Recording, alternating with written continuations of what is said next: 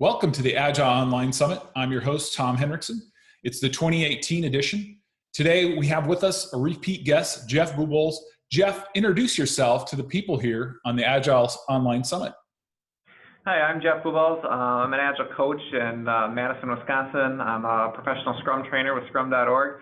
I'm happy to be here today to talk about something that I see happening in the Agile industry, where a lot of companies are adopting this Spotify model.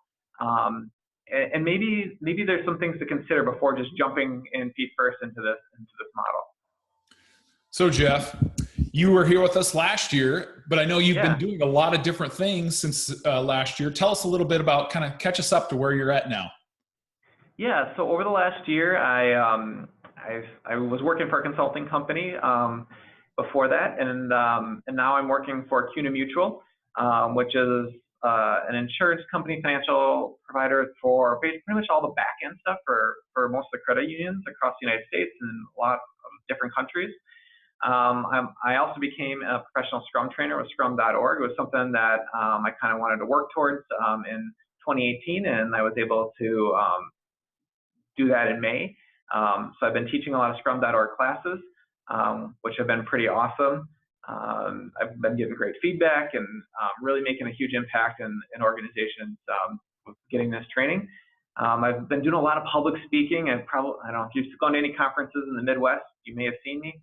I think I've done somewhere in like 25 different speaking engagements in the last year. So I've been pretty busy. I just got back from Agile 2018. That was pretty awesome. It was my first time going to that large, Agile conference. Did a lightning talk there. It was pretty fun to be a part of that conference as well. Cool. Well, you're a busy guy, Jeff. Well, I appreciate you jumping on the summit. Man, I'm surprised you can find time. I've always got time for you, Tom. Well, thanks. Excellent. So today you want to, as you alluded to, you want to talk a little bit about the Spotify model and why a lot of people are adopting it, but some companies are running into some issues, and I think you want to talk to us a little bit about that today. Yeah, so I got a little picture here of the Spotify model. So let's dive into what it actually is for those that maybe don't have that context. So what Spotify does, they have some different names for things that maybe we've traditionally done in the past. So what they do is they have cross-functional teams that they'll call squad. A squad is just, it's got somebody who's got all the different skill sets on them. And each of those skill sets are kind of across here. And so we have a squad with each squad having a product owner. Within those squads, the way they do their management of that is that all the business analysts might be managed by the same person. All the developers might be managed by the same person. All the QA people might be managed by the same person. All the UX people might be managed by the same person. They call those chapters, those management units. And then they put these all into one big group, what we would normally call a portfolio, and they call it a tribe. So tribe, portfolio, very synonymous. And then what they have is something that they call guilds. And guilds, I got this red line, it's kind of hard to see here, but it branches between different tribes or different portfolios. And it's like a community of practice where it's self-selecting and self-organized, figuring out how do we want to handle this new type of technology, how should we work within it, and they kind of figure out things like that.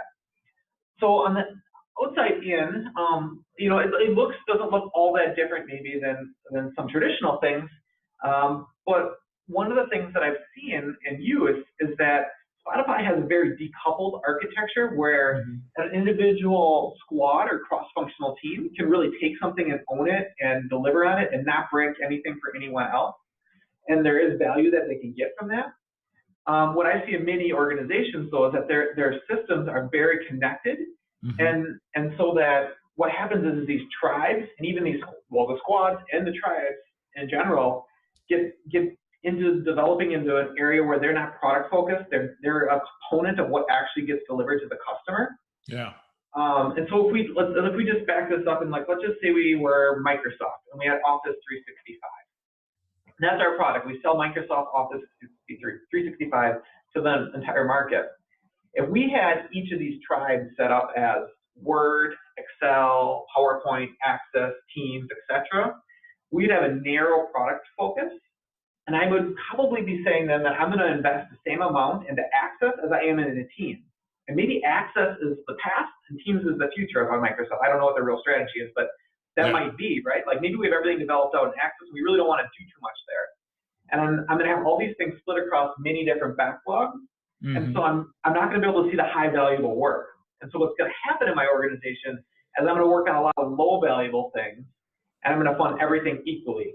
Yeah. And I'm not going to be able to change directions very fast because I can't see where all these things are, and they're not in one list. And I see that happening with teams that are adopting the Spotify model because these tribes really aren't aligned to a real broad product basis. Does that make sense? Yeah. Yeah. Yeah. Okay. So that's kind of the big thing there, right? So like we want it to be really product focused. What do your code bases look like? How are things really coupled together? Dependencies kill agility. So whatever we do, we want to try to remove dependencies. Spotify has that built into their culture. Like they are relentless in trying to remove dependencies.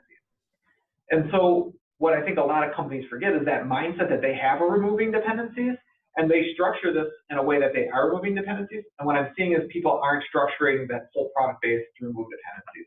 And that's a huge, huge problem that just propagates into many and many other problems that occur from that. So that's probably the biggest one problem that I'm seeing with it. Number two is the management focus. So those chapters we were talking about before. Yeah. So I've got a team here, and we put them all in this circle here. You're a good drawer, Jeff. What's that, Tom? You're a very good drawer. I like those stick people. Kindergarten skills come in useful. And let's just say this person here is managed by this person outside of the team. And this person here is managed by this person outside of the team. And this person here is managed by this person. You kind of start getting the point, right? Like these management units are outside of the team. Well, these managers are going to control the HR functions, right? They're going to control performance reviews. They're going to control whether you get a bonus or not, hiring, firing, those types of things. Yeah. And the purpose of these really are for, to be that manager that kind of guides and coaches and leads things forward, doesn't manage the work, and really puts things on the team to help with those types of things, but, the HR factors, but does the HR stuff for it. What I'm seeing in practice is that these managers tend to go back to what they know, and that's to be more of that hands-on type of manager. Yeah. And so I've seen this at an organization right here where we've got the QA chapter, and the QA manager is saying, hey, QA person just test. And the QA person's like, but I'm a development team member, and I just want to develop high-quality products. They're like, nope, your job is to test, just test. Well, that's not good for any company. Like, that's local efficiencies, that's local optimizing the QA function. It's not the value delivery function. And so I see these things happening because there's separate containers here. Also, I see these managers wanting to control the work. So now you have the work being controlled by the product owner, and they want to duplicate control the work here, and they say, I want to manage your tasks, and that leads to some micromanaging. That is not what Spotify intended by this model, but it's what I see happening in real life with companies. So if you're going to use this model, you have to make sure that you separate the management, like actual work, and if you really keep these managers aligned, what I think might lead to a better system and less of this type of like containers separating a team and really less focus on delivering value and a better focus on delivering value is if you had a manager, if your management structure was like, I'm a manager for 2 or 3 of these squads or teams, and I manage everybody within that realm, if that's what you're going to do. I mean, and then you're more of a coach kind of manager, like you're helping that Scrum Master, Agile coach remove those big impediments, you're doing the HR stuff, those types of things. Yeah, it fights off that, like you mentioned, that local optimization of, I'm just managing QA or devs or whatever. Right, yeah. If you align the managers around, helping the team deliver value, then that's what's going to happen, right? And that's what you could hold them accountable for. Here, it's like I only can hold you accountable for the QA part of it because that's all you manage, right? So Deming has talked about 95% of the problems come from the system. Well, let's create a system where those problems don't occur. I think this leaves a lot of ambiguity for the system to cause some problems. So that's kind of the second big point that I'm like, oh, I don't know if I like that. And then the next one is they've got this role here. They call it the tech lead role. Yeah. Sometimes they have one or many within a tribe or a portfolio. And this isn't all that different than what a lot of companies do. But what I fear is by people just blindly jumping into this is that you really forget about Agile principle number 9, which is, I've got it written down here so I get it right word for word. It is, where's it here? The best architectures and requirements and designs emerge from self-organized teams. Yeah. And some people might disagree with that, like, well, maybe they're not the best person or they don't have the skills. But the teams, if they start organizing together over here within this portfolio or this tribe on what the best architecture and designs are, they're going to own that architecture instead of rent it. So there's this concept of rent versus own. If I rent a house, I treat it a little differently than if I own the house, right? Correct. Yeah. Yeah, if I own it, I'm working on trying to build the value of that house for the long term. If I rent it, I just want to get what I can out of it for today. And if there's a problem, I call somebody else. Yep. And so when there's a problem here and there's this tech lead, I just call them and say, you figure it out for me. I'm not going to try to figure it out on my own. Yeah. And we're kind of saying one person might be smarter than 50 people within this portfolio. I'll take my bet on the 50 people versus the one person, right? Like together figuring out how to solve a problem. Because I think together we figure out the best solution. And that doesn't mean all 50 people have to figure out the architecture. The teams within that can select delegates or whatever the case might be to kind of figure that stuff out and then propagate that within their teams. Yeah. So that's kind of my other big thing. Like I feel like there's a lot of less ownership of the actual results, you know, the value we're talking about here, and less ownership of the technical abilities and the architecture. And so I think it gets away from what really motivates people. You know, we go back to Daniel Pink's drive, purpose, autonomy, mastery. Well, you're pulling away the mastery with the tech lead. You're pulling away the purpose with a product, not being product focused and seeing how your work actually impacts customers. And now, you know, with this, you've also pulled away some of the mastery and some of the autonomy because you're saying you just do these things. So you're really deviating from what really motivates people. Yeah, those self-organizing teams are important. My big things. What's that, Tom? I said those self-organizing teams are really important. Yeah, they are. I mean, it's been proven over and over again, those self-organized teams come up with the most innovative, creative solutions. Yeah. That's usually one of the big reasons why people want to work in an Agile environment, right? And that's why we try to adopt the Agile principle, is we want that innovation. But there's a lot of potential, I think, in this structure to remove innovation and creativity. Yeah. So the fourth point is I don't think you shouldn't adopt anything, like just say less, safe, Spotify, Nexus, blindly. Like you should own that decision, and you should really want to own that instead of rent that from somebody. Yeah. There's a great quote from Gary Hamilton in The Future of Management. Yeah. And he says, innovative management models represent the only remaining source of sustainable competitive advantage in the future. Yeah. And what that really means, if we start breaking that down, is like take iTunes, for example, or Netflix. Like the great innovative things when they first came out, but all of a sudden people start copying them. Yeah. And it doesn't take very long, right? And now there's Amazon Prime and there's HBO Go and all these other things, right? But you take Toyota and the way they have their management model, and they've done everything in their power to like help people like get this mindset, and still people can't do it.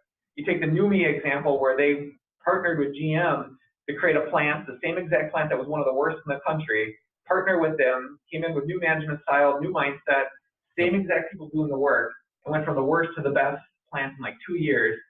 All these executives over from Detroit tried to teach them all these practices, taught them all these management practices, but they didn't get the mindset, took it back over to Detroit and still couldn't reproduce it.